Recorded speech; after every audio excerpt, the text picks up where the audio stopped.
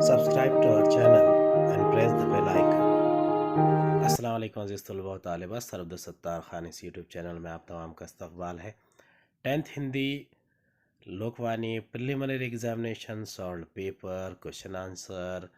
चलिए शुरुआत करते हैं। 40 नंबरात का पर्चा है हिंदी लोकवाणी संयुक्त गुण 40। पहला विभाग है विभाग एक गद्य विभाग 12 अंक के लिए। प्रश्न पहला है निम्नलिखित पठित गद्यांश पढ़कर दी गई सूचना के अनुसार कृतियाँ कीजिए। 6 मार्क्स। इस गांव से करीबी कस्बे की दूरी 3 दिन की थी। गांव में खेती की ज़मीन तो थी पर कभी अच्छा बीज नहीं मिलता तो कभी खाद नहीं मिलती। खोए हुए आदमी ने गांव वालों को प्रेरित किया कि वे गांव में ही अच्छे बीज और जैविक खाद की दुकान खोल लें। वो खुद लोगों के खेत में मेहनत करता, खेती बाड़ी में उनकी मदद करता। गांव वाले भी खूब परिश्रम करने लगे। उसकी मदद गांव वालों के लिए खुशहाली ले आई। गांव का तालाब मछलियों से भर गया। गांव के पेड़ फलों से लद गए। खेतों में फसलें लहलहाने लगी। मौसम अच्छा बना रहा। गांव वालों ने इन सब का श्रेय खोए हुए आदमी को दिया। उन्हें लगा जैसे उसकी उपस्थिति में बरकत थी। धीरे धीरे वह पूरे इलाके में लोकप्रिय हो गया। पड़ोस के अन्य गांव के लोग भी उसके प्रशंसक बन गए। संजाल पूर्ण कीजिए। पहली कृति है खोए हुए आदमी के आने से गांव की बदली हुई स्थिति। दूसरी कृति है शब्दों के लिंग पहचान कर लिखिए। खाद, बीज। निम्नलिखित शब्दों के वचन बदल कर लिखिए। कस्बे, दुकान। स्वमत अभिव्यक्ति। तीसरी कृति है बिना गुरु के ज्ञान नहीं होता विषय पर 25 से 30 शब्दों में अपने विचार लिखिए। 2 मार्क्स। उत्तर है पहली कृति का उत्तर है खोए हुए आदमी के आने से गांव की बदली हुई स्थिति। गांव वाले खूब मेहनत करने लगे। गांव का तालाब मछलियों से भर गया। गांव के पेड़ फलों से लद गए। खेतों में फसलें लहलहाने लगी। दूसरी कृति के उत्तर है पहला है खाद स्त्रीलिंग, दूसरा बीज पुल्लिंग।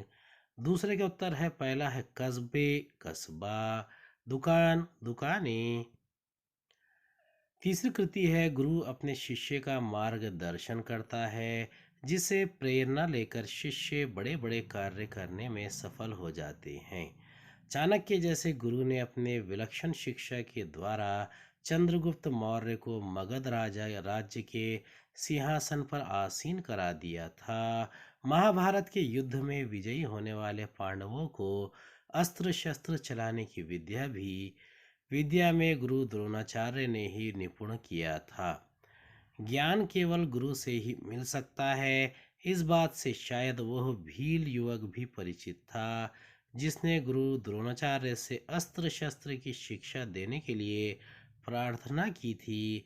द्रोणाचार्य ने जब उसे शिक्षा देने से इनकार कर दिया था तो उसने उनकी मिट्टी की मूर्ति बनाकर उसे गुरु मानकर अस्त्र शस्त्र विद्या का अभ्यास किया था और धुरंधर धनुर्धर बना।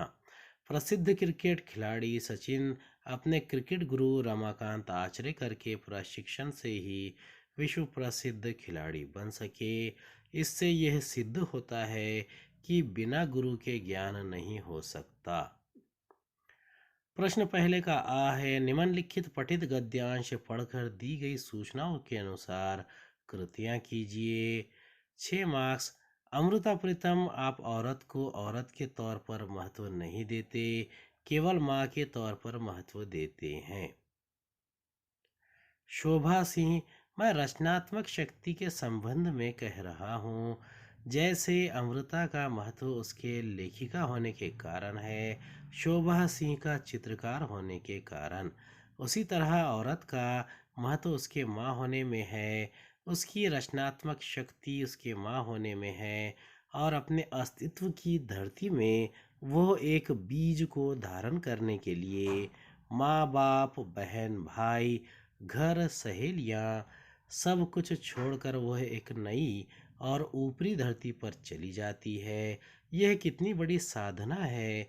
यही उसकी कला है, उसकी दैवी शक्ति, उसका ज्ञान। इसी जगह वो जीनियस है।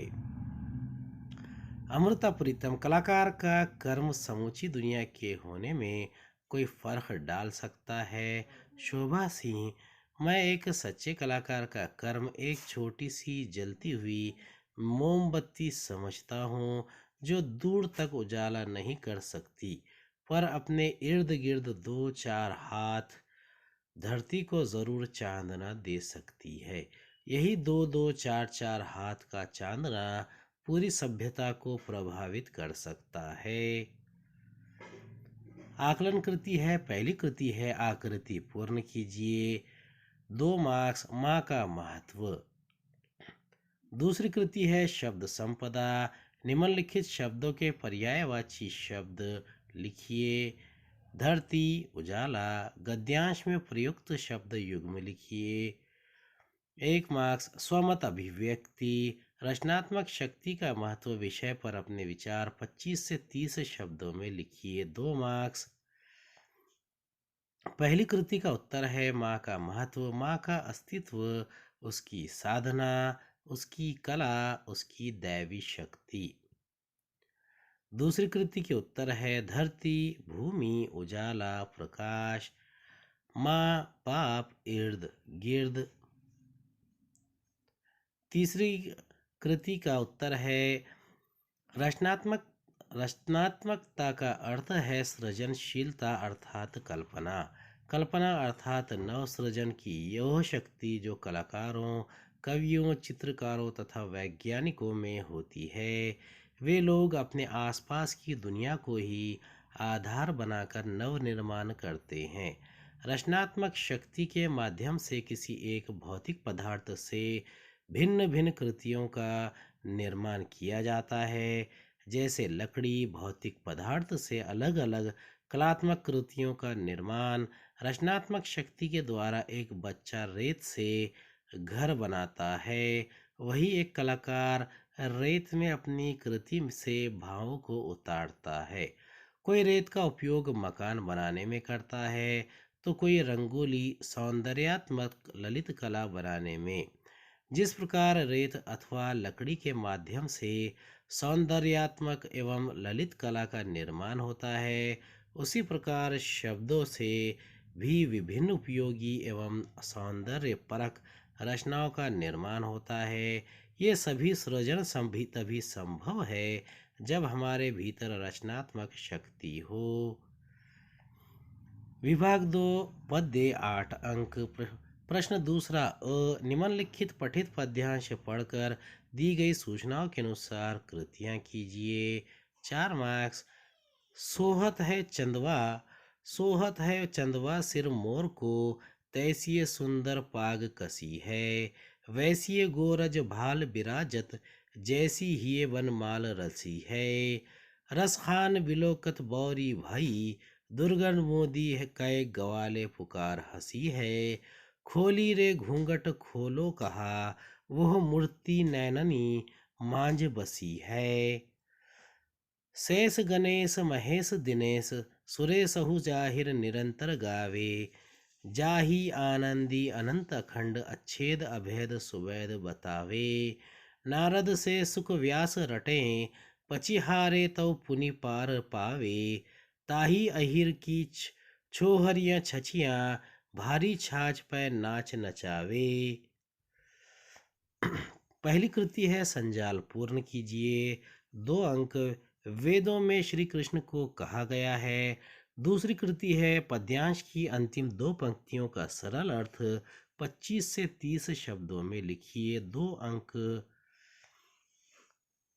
संजाल पूर्ण करना है, इसका उत्तर है वेदों में श्री कृष्ण को कहा गया है आनंदी, अनंत, अच्छेद, अखंड। दूसरी कृति का उत्तर है रस खान कवि कहते हैं कि मुनि नारद से लेकर व्यास मुनि यहाँ तक कि शुक मुनि तक श्री कृष्ण का नाम रटते रहते हैं, परंतु उनको कोई प्राप्त नहीं कर सका। सब हार गए। उन्हीं श्री कृष्ण को ब्रज की गोपियां थोड़ी सी छाछ के लिए नाना प्रकार के नाच नचाती है। प्रश्न दूसरा का आ है, निम्नलिखित पठित पद्यांश पढ़कर दी गई सूचनाओं के अनुसार कृतियां कीजिए। 4 अंक। सौंधी सौंधी सी सुगंध माटी से बोली, बादल बरस गया धरती ने आंखें खोली, चारों ओर हुई हरियाली कहे मयूरा, सदियों का जो सपना है हो गया पूरा, सदियों का जो सपना है हो जाए पूरा, एक यहाँ पर नहीं अकेला, होगी टोली, सौंधी सौंधी सी सुगंध माटी से बोली। आकलन करती है। प्रश्न पहली की आकलन करती है, संजाल पूर्ण कीजिए। 2 अंक। सुगंध मिट्टी से बोली। दूसरी दूसरा प्रश्न है, दूसरी कृति है, सरल अर्थ लिखना है। पद्यांश की प्रथम 4 पंक्तियों का सरल अर्थ 25 से 30 शब्दों में लिखिए। पहले का उत्तर है, सुगंध मिट्टी से बोली, बादल बरस गया धरती ने आंखें खोली, चारों ओर हरियाली हुई है, मोर कहता है उसका सदियों का सपना पूरा हो जाए। दूसरी कृति का उत्तर है, वर्षा ऋतु में पानी बरसने से मिट्टी में सौंधी सौंधी सुगंध आ रही है। कवि कहते हैं, यह सौंधी सुगंध मिट्टी से कहती है, देखो बादल बरस गए और धरती ने मगन होकर इस दृश्य को देखने के लिए अपनी आंखें खोल दी है। पानी बरसने पर धरती हरी हरी हो गई है। मोर कहता है कि सदियों से चला आ रहा आनंद मनाने और मस्ती से नृत्य करने का उसका सपना अब वर्षा काल में पूरा हो जाएगा। विभाग 3 भाषा अध्ययन व्याकरण 8 अंक। प्रश्न तीसरा, निम्नलिखित सूचनाओं के अनुसार कृतियां कीजिए। सही शब्द छाट कर लिखिए। सांप्रदायिकता। दूसरा है मंत्रमुग्ध। दू दूसरा है हिस्सा, निम्नलिखित अव्ययों में से किसी एक अव्यय का अपने वाक्य में प्रयोग कीजिए। 1 लेकिन, 2 के पास। तीसरी कृति है, कृति पूर्ण कीजिए। संधि शब्द, संधि विच्छेद, संधि भेद अथवा दुष्कर्म। चौथी कृति है, अधोरेखांकित वाक्यांश के लिए उचित मुहावरे का चयन करके वाक्य फिर से लिखिए। मुंह फुलाना, फूलाना समाना। पूरे जिले में पुत्री के प्रथम आने की खबर सुनकर उन्नति के माता पिता बहुत प्रसन्न हुए। अथवा निम्नलिखित मुहावरों में से किसी एक मुहावरे का अर्थ लिखकर वाक्य में प्रयोग कीजिए। पहला, घर सिर पर उठा लेना। दूसरा, अपनी हाके जाना। पांचवा प्रश्न है, काल भेद पहचानिए तथा काल परिवर्तन कीजिए। पहला है, उनकी वेशभूषा की ग्रामीणता को तो और भी दृष्टि को उलझा लेती थी, काल भेद। दूसरा है, काल परिवर्तन कीजिए। सिर्फ एक किसी प्राकृतिक मनोरम दृश्य को देखना चाहती हूँ, अपूर्ण भूतकाल। एक दूसरे से जुदा होकर पूरे डिब्बे के चक्कर काटने लगेंगे, सामान्य वर्तमान काल। छठा है, वाक्य भेद पहचान कर लिखिए। बाबूजी को बाजार जाना है और वहां से जलेबियां खरीदनी है, रचना के अनुसार। दूसरा है, अर्थ के आधार पर वाक्य परिवर्तित करके लिखिए। पर्यटन का अपना आनंद है, विस्मयवाचक वाक्य। इसके उत्तर है, पहले का उत्तर है सांप्रदायिकता, दूसरा है मंत्रमुग्ध। दूसरी कृति है, उसके उत्तर है, एक दिन रास्ता पूछते पूछते वह यहाँ आया था, लेकिन अब लोगों को रास्ता बता रहा है। दूसरे का उत्तर है, कंडक्टर दूसरे यात्री के पास जाता है। तीसरे का उत्तर है, संधि शब्द है उन्नति, संधि विच्छेद है उत्नीति, संधि भेद है व्यंजन संधि। अथवा दुष्कर्म में दु कर्म विसर्ग संधि। चौथी कृति का उत्तर है, पूरे जिले में पुत्री के प्रथम आने की खबर सुनकर उन्नति के माता पिता फूले न समाये, अथवा घर सिर पर उठा लेना, अर्थात बहुत अधिक शोर मचाना। वाक्य माँ की अनुपस्थिति में बच्चों ने घर सिर पर उठा लिया था। दूसरे का उत्तर है अपनी हाँके जाना। इसका अर्थ है अपनी ही बात कहे जाना। वाक्य में प्रयोग है रमन की आदत है बस अपनी ही हाँके जाता है, दूसरों की सुनता ही नहीं। पांचवी कृति है, इसका उत्तर है पहले का है सामान्य भूतकाल। दूसरा दूसरे का पहला है किसी प्राकृतिक मनोरम दृश्य को देख रहा था। दूसरे की दूसरी कृति है एक दूसरे से जुदा होकर पूरे डिब्बे के चक्कर काटते हैं। छठी कृति का उत्तर है पहला है संयुक्त वाक्य। दूसरा है दूसरे का उत्तर है वाह, पर्यटन का अपना ही आनंद है। विभाग 4 रचना विभाग उपयोजित लेखन 12 अंक। प्रश्न चौथे का आ है निम्नलिखित सूचनाओं के अनुसार लेखन कीजिए। पहला है पत्र लेखन 4 अंक। निम्नलिखित जानकारी के आधार पर पत्र लेखन कीजिए। विनायक विनीता आप्टे 23 रामनगर मानगांव रत्नागिरी से वार्षिक परीक्षा में अपनी कक्षा में प्रथम स्थान पाने के उपलक्ष्य में अपने मित्र राघव शर्मा 17 पंचवटी अपार्टमेंट नासिक के बधाई पत्र के लिए उसे धन्यवाद देते हुए पत्र लिखता लिखती है। अथवा चंदन चंद्रिका पाठक उन जानकी सदन महात्मा गांधी रोड शांतिनगर शिरडी से अपने इलाके में फैली गंदगी की शिकायत करती हुई स्वास्थ्य अधिकारी शिरडी को पत्र लिखता लिखती है।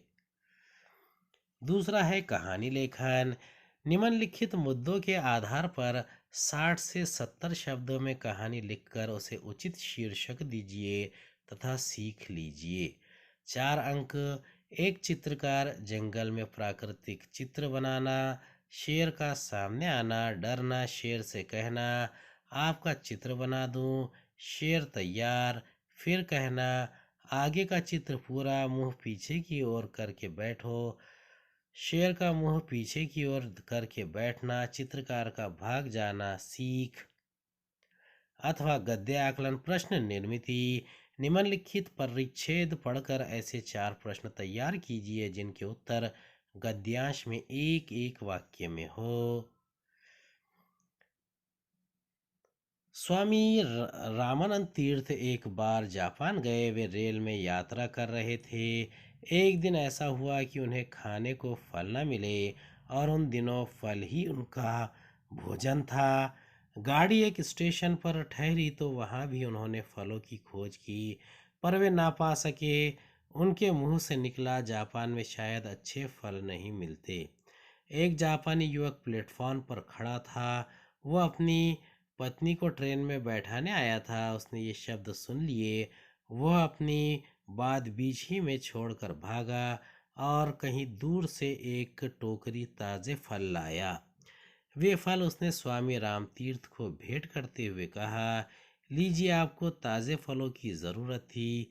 स्वामी जी ने उसे फल विक्रेता समझा और उससे फलों के दाम पूछे। युवक ने दाम लेने से इनकार कर दिया। बहुत आग्रह करने पर उसने कहा, आप इनका मूल्य देना ही चाहते हैं तो वो ये है कि आप अपने देश में जाकर किसी से यह ना कहिएगा कि जापान में अच्छे फल नहीं मिलते। पहले का उत्तर है ये पत्र लेखन है 17 जुलाई राघव शर्मा 17 पंचवटी अपार्टमेंट नासिक 422003। प्रिय राघव, सप्रेम नमस्ते। हम सब लोग यहाँ कुशल पूर्वक हैं और ईश्वर से तुम सबकी कुशलता की कामना करते हैं। आज तुम्हारा परीक्षा परिणाम देखा। ज्ञात हुआ कि तुमने परीक्षा में सभी विषयों में विशेष योग्यता प्राप्त करते हुए कक्षा 10वीं में पूरे जिले में प्रथम स्थान प्राप्त किया है। मित्र, यह जानकर मुझे असीम आनंद हुआ। अपनी इस विशेष उपलब्धि पर मेरी हार्दिक बधाई स्वीकार करो। तुम्हारे परिश्रम और प्रतिभा को देखकर हमें आशा थी कि तुम अवश्य कोई कीर्तिमान स्थापित करोगे। मैं परमपिता परमेश्वर से प्रार्थना करता हूँ कि भविष्य में भी इसी प्रकार सफलता तुम्हारे कदम चूमे। अपने अपनी माता जी तथा पिताजी को सादर प्रणाम कहना। तुम्हारा अभिन्न मित्र विनायक आपटे, 23 रामनगर मानगांव रत्नागिरी 415612। अथवा ये दूसरा उत्तर है पत्र लेखन का। 18 सितंबर सेवा में स्वास्थ्य अधिकारी शिरडी 423109। विषय शांति नगर इलाके में फैली गंदगी। महोदय, मैं शिरडी के शांति नगर का निवासी हूँ। इस पत्र के माध्यम से मैं आपका ध्यान इस इलाके में फैली हुई गंदगी की ओर आकर्षित करना चाहता हूँ। महोदय, शांति नगर के मेन रोड पर कचरे का एक डिब्बा रखा गया है। इलाके के लोग इसी डिब्बे में अपने घर का कचरा डालते हैं। इस कचरे को उठाने की उचित व्यवस्था नहीं है, इसलिए अधिकांश कचरा सड़क पर गिरकर फैलता रहता है। आजकल इस कचरे के कारण इलाके में बहुत दुर्गंध व्याप्त है। इस सड़क से होकर आने जाने वाले लोगों को भारी परेशानी का सामना करना पड़ रहा है। महोदय, आपसे निवेदन है कि इस कचरे से मुक्ति दिलाने के लिए सफाई कर्मचारियों को भेजकर यह गंदगी साफ करवाने और इस इलाके की सफाई की स्थायी व्यवस्था कराने की कृपा करें।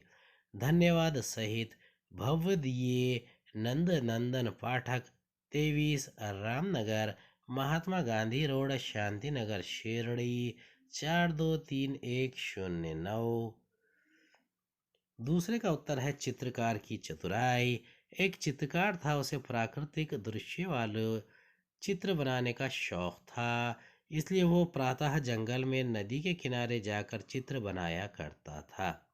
एक बार चित्रकार घने जंगल में चित्र बनाने चला गया।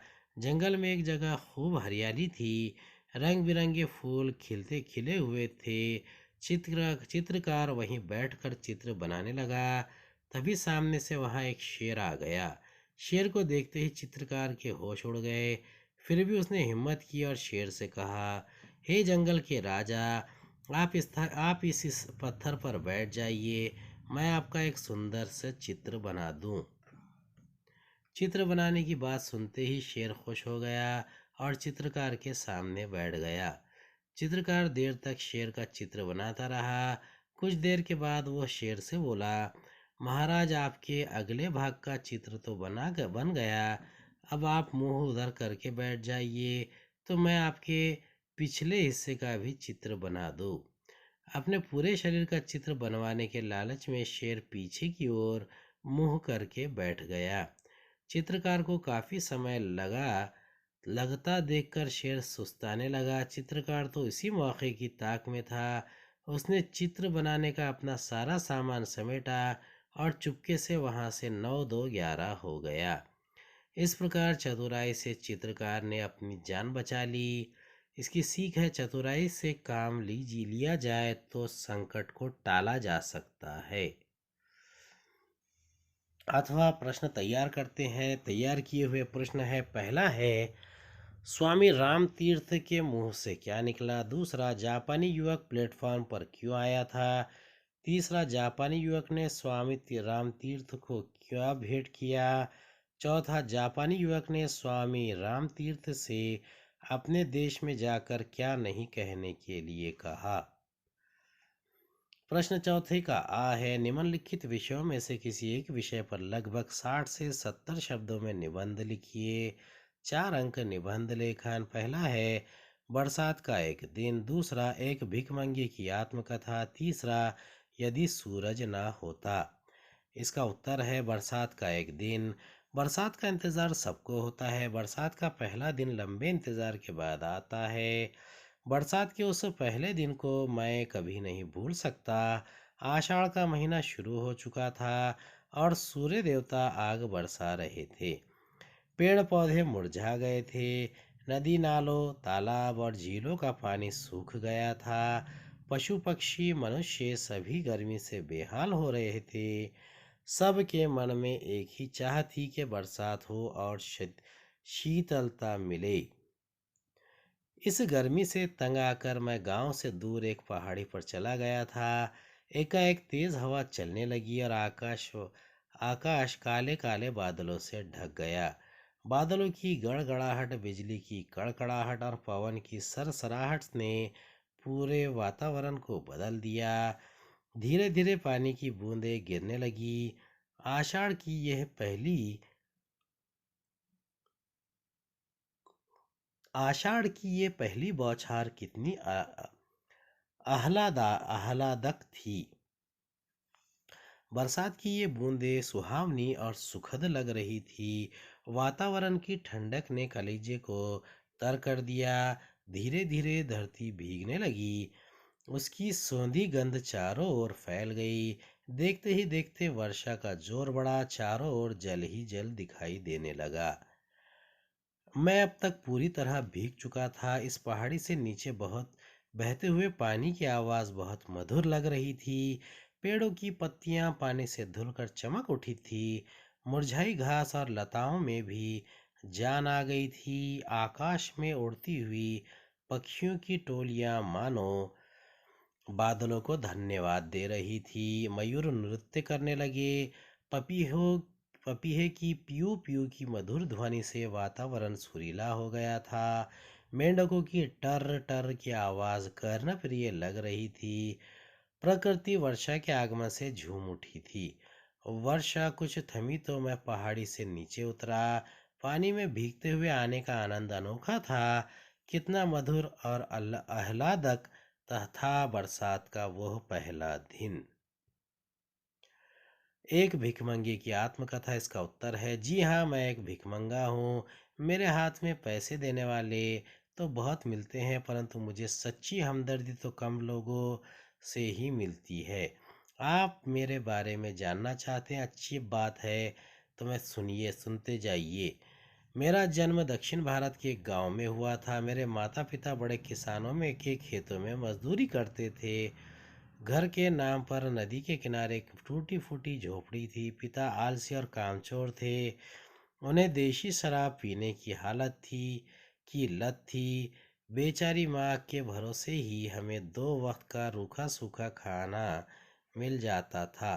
थोड़ा बड़ा होने पर मैं भी उनके साथ मजदूरी के लिए जाने लगा। पढ़ाई लिखाई मेरी किस्मत में लिखी ही नहीं थी। इस प्रकार हमारा जीवन किसी तरह बीत रहा था। उन्हीं दिनों एक अनहोनी हो गई। वर्षा ऋतु में कई दिनों तक मूसलाधार बरसात हुई। इससे नदी में भीषण बाढ़ आ गई। नदी किनारे वाले सारे झोपड़े बाढ़ के पानी में बह गए। हम बेघर हो गए। बाढ़ का पानी कम होने पर गांव में हैजा फैल गया। मेरे माता पिता इस महामारी की चपेट में आ गए। दोनों मुझे अनाथ और बेसहारा बनाकर इस दुनिया से कूच कर गए। मैं क्या करता, गांव छोड़कर नज़दीक के कस्बे में चला गया। वहाँ कई जगह छोटे मोटे काम किए। इससे गुजारा नहीं हुआ, इसलिए एक दिन इस शहर में आ गया। यहाँ भी क्या काम मिलता। काम की तलाश में भटकता रहा। इसी सिलसिले में भटकते हुए मैं एक सड़क दुर्घटना का शिकार हो गया।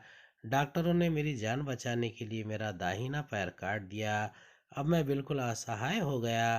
क्या करता। आखिर में भीख मांगना ही मेरे सामने चारा था। आज कई वर्षों से मैं भीखमंगी की जिंदगी जी रहा हूँ। लोग मुझसे नफरत करते हैं, पर तरस खाकर कुछ लोग मुझे कुछ पैसे दे देते हैं। पुलिस मुझे परेशान करती है। छोटे मोटे गुंडे भी मुझसे पैसे मांगते हैं। महंगाई के ज़माने में भीख से अब जीना कठिन लग रहा है। आप मेरी इस बूढ़ी जर्जर काया को देख रहे हैं ना। ईश्वर से यही विनती है कि वह किसी को कभी भिखारी न बनाए। आपकी हमदर्दी के लिए बहुत बहुत धन्यवाद। तीसरे का उत्तर है, यदि सूरज ना होता। सूर्य वनस्पतियों और प्राणियों के जीवन का आधार है। उसी से हमें प्रकाश मिलता है, उष्णता मिलती है। सूर्य के कारण बादल मिलते हैं तथा वर्षा होती है। वही अंधकार का नाश कर हमें जगाता है, सपनों की दुनिया से सत्य और कर्तव्य की दुनिया में लाता है। सूर्य समस्त जगत का पिता है। ऐसा जीवनदाता सूर्य यदि उदय ना हो तो इस यह सृष्टि अपने जीवन से हाथ धो बैठे। कहाँ सूर्य का अनंत प्रकाश और कहाँ मनुष्य के बनाए हुए टिमटिमाते दीप। यदि सूर्य ना होता तो दुनिया सदा के लिए अंधकार, घने अंधकार में डूब जाती। मनुष्य के लिए यह निश्चिंत करना मुश्किल हो जाता कि कब काम करना है और कब सोना है। हमेशा सोते रहकर और सपने देखकर तो किसी का गुजारा नहीं हो सकता। जब सूर्य देवता प्रकाश नहीं करोगे तो बेचारा मनुष्य अंधेरे में क्या करेगा? कहाँ तक दिए जलाए जाएंगे? कहाँ तक तेल और बाती जल जल कर अंधकार से युद्ध करते रहेंगे? और कहाँ तक बिजली की बत्तियां आदमी को राह दिखाती रहेगी? सरकार के लिए सड़कों पर रोशनी की व्यवस्था करना मुश्किल हो जाएगा। सूर्य से हमें जीवन शक्ति मिलती है। उसका प्रकाश अनेक रोगों का नाश करता है। सूर्य की किरणों से प्राप्त होने वाला विटामिन डी हमारे स्वास्थ्य के लिए बहुत उपयोगी है। सूर्य का प्रकाश नेत्र लोगों को रोगों को दूर करने में सहायक होता है और उसके सेवन से स्वास्थ्य को लाभ होता है। इस प्रकार सूर्य से ही हमें स्वस्थ स्वस्थ जीवन का सुख मिलता है। सूर्य के अभाव में यह सुख नसीब ना होता। यदि सूर्य ना होता तो न वर्षा होती और न किसी प्रकार की वनस्पति उगती। संसार प्रकाश के लिए तड़पता रह जाता और प्रकृति प्रकृति सुंदरता के लिए तड़पती रह जाती। मनुष्य को जीवित रहने के लिए अनाज, सब्जियां तथा दलहनों की आवश्यकता होती है। पौधों के लिए सूर्य का प्रकाश बहुत ज़रूरी है। यदि सूर्य ना होता तो खेतों में कोई पैदावार नहीं होती। बिना अनाज मनुष्य का जीवन मुश्किल हो जाता। न मीठे फलों के पेड़ उगते और न सुगंधित फूलों के पौधे होते। सूरज ना होता तो विद्यार्थियों को यह ना पढ़ना पड़ता कि दिन रात कैसे होते हैं। सूर्य के अभाव में जग और जीवन के अस्तित्व की कल्पना तक नहीं की जा सकती है। उम्मीद है आपको हमारा वीडियो पसंद आया होगा। अगले वीडियो में दोबारा मुलाकात होगी। खुदा हाफिज।